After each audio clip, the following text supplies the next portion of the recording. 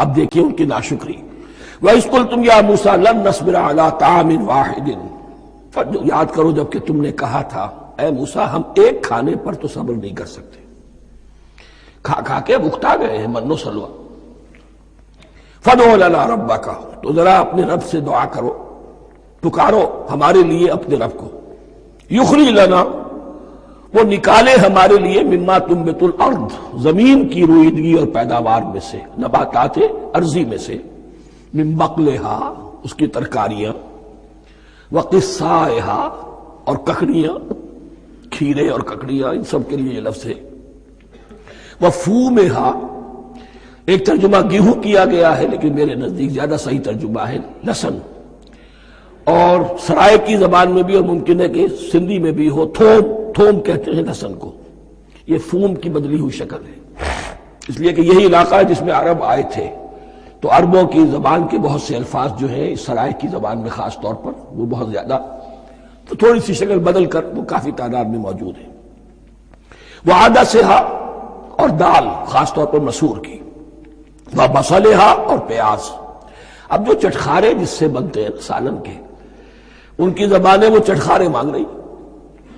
ظاہر بات ہے کہ اگر وہ سلوا بھی تھا، بٹیرا ہے، اسے آگ کے اوپر ذرا سا تپایا اور کھایا، وہ ایک ہی خاص قسم کی غذا ہے جو چل رہی ہے. اسی طرح من جو ہے وہ ایک خاص قسم کا سیریل ان کے لیے بن گیا ہے. لیکن یہ جو چٹخارے ہیں یہ تو لہسن سے ہے، پیاز سے ہے، ترکاریوں سے ہے، ان تمام چیزوں سے، دال کا اپنا ایک ذائقہ ہے. قَالَ تَسْتَبْدِلُونَ الَّذِي هُوَ أَدْنَىٰ بِالَّذِي هُوَ خَيْرٌ، حضرت موسیٰ نے فرمایا کیا تم وہ شے بدلے میں لینا چاہتے ہو اس کے، کیا وہ شے جو کمتر ہے بدلے میں چاہتے ہو اس کے کہ جو بہتر ہے. من و سلوہ کہیں بہتر ہے اللہ کی طرف سے جو تمہیں دیا گیا ہے، تم اس سے تمہارا جی بھر گیا ہے، اس کو ہاتھ سے دے کر چاہتے ہو کہ یہ ادنا چیزیں تمہیں ملے. اہبطوا مصرا، اب یہ لفظ آ گیا اہبطوا. اب ظاہر بات ہے یہ آسمان سے زمین پر اترنے کے لیے لفظ نہیں ہے اہبطوا، یہاں اس کا ترجمہ صحیح ہوگا سیٹل ڈاؤن سم ویئر.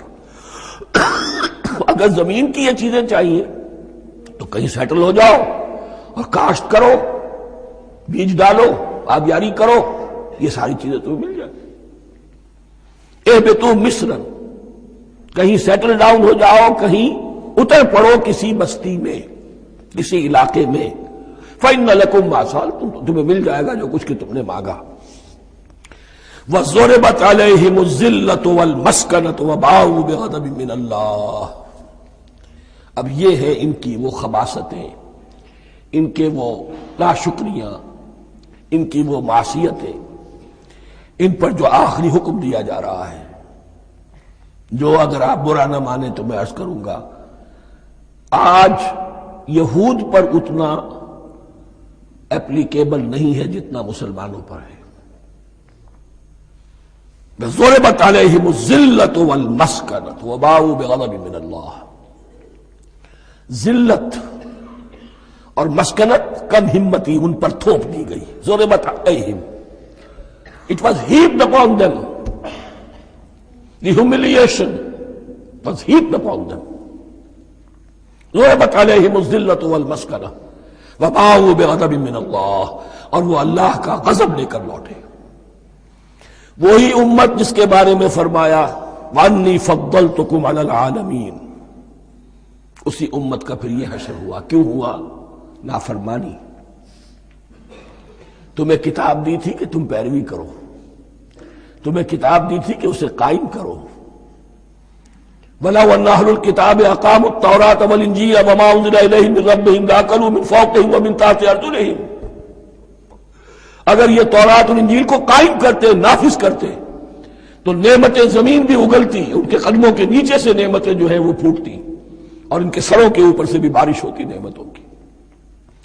لیکن اگر تم نے اس کو چھوڑ کر اپنی خواہشات، اپنے نظریات، اپنے خیالات، اپنا تمرد، اپنی سرکشی، اپنی حاکمیت، اپنی مصلحتیں، اپنی عقل، اس کو بالا تر کیا، تو پھر جو قوم اللہ کے قانون کی، اللہ کی ہدایت کی، اللہ کی کتاب کی امین ہوتی ہے دنیا میں، وہ اللہ کی ریپریزنٹیٹو ہوتی ہے، نمائندہ ہوتی ہے. اگر وہ اپنے عمل سے مس ریپرزینٹ کرے اللہ کو تو وہ کافروں سے بڑھ کر مغضوب اور کافروں سے بڑھ کر مبغوض ہو جاتی ہے، مغضوب بھی مبغوض بھی۔ اس لیے کافروں کو تو دین پہنچانا تمہارے ذمہ تھا، تم نے دین ان کو کیا پہنچانا تھا، تم تو خود دین سے منحرف ہو گئے۔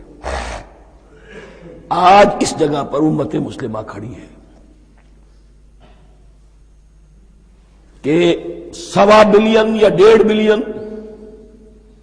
125 کروڑ عزت نام کی شے نہیں ہے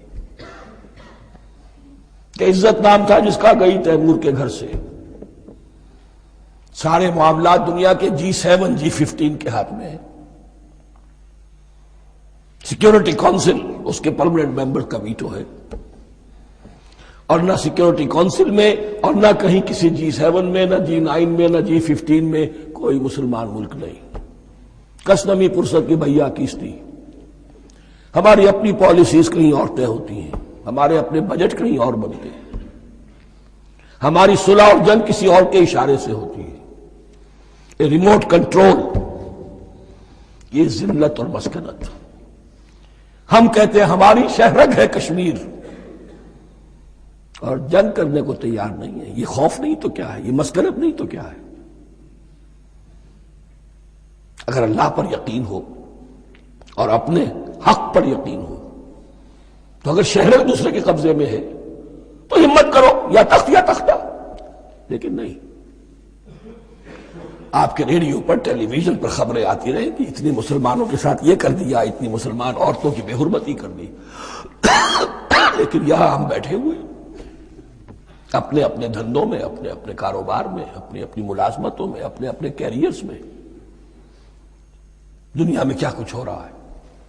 بہرحال اس وقت یہ جو ہے، میں نے جیسا کہ عرض کیا تھا کہ یہ ہے تاریخ بنی اسرائیل کی، لیکن خوشترا باشد کے سر دل براں گفت آیت در حدیث دیگراں، یہ ہمارا نقشہ ہے آج اس آیت میں۔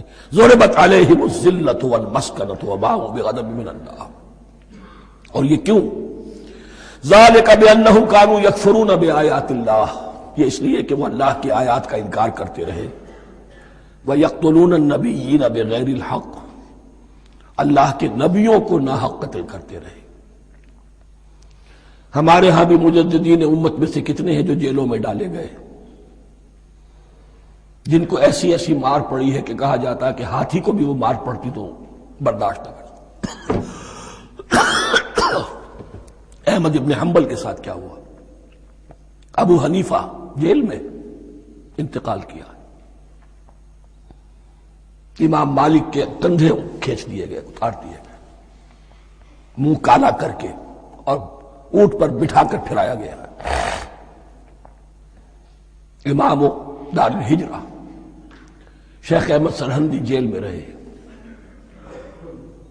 سید احمد بریلوی اور ان کے ساتھیوں کو خود مسلمانوں نے تہہ تیغ کیا ہے۔ بہرحال یہ داستانیں ہیں، اب نبی تو کوئی نہیں آئے گا، ان کے ہاں نبی تھے، ہمارے ہاں مجددین ہیں، علماء حق ہیں، جیسے کہ حدیث بھی ہے علماء امتی کا انبیاء بنی اسرائیل، تو جو انہوں نے انبیاء کے ساتھ کیا ہم نے مجددین اور علماء کے ساتھ کیا۔ ذالک بما عصوا وکانوا یعتدون، اور یہ ہوا ان کی نافرمانیوں کی وجہ سے اور حد سے تجاوز کرنے کی وجہ سے۔ اللہ تعالیٰ تو ظالم نہیں، اللہ نے تو اونچا مقام دیا تھا، ہمیں بھی خیر امت قرار دیا، کنتم خیر امت اخرجت للناس تأمرون بالمعروف وتنہون عن المنکر وتؤمنون باللہ۔ اب اگر ہم نے وہ اپنا مشن چھوڑ دیا تو ذلت اور مسکنت وہ ہمارا مقدر بن گئی۔ اللہ کا قانون اور اللہ کا عدل بے لاگ ہے، وہ فرام امہ ٹو امہ چینج نہیں ہوتا۔ سنت اللہ جو ہے لن تجد لسنت اللہ تحویلا ولن تجد لسنت اللہ تبدیلا، اللہ کی سنت بدلتی نہیں۔ بنی اسرائیل کا جو حشر ہوا آج وہ ہمارا ہو رہا ہے۔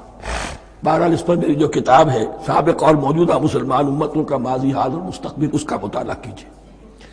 اب آ گئی وہ آیت کہ جس سے استدلال کیا گیا ہے کہ ایمان بالرسالت نجات کے لیے ضروری نہیں۔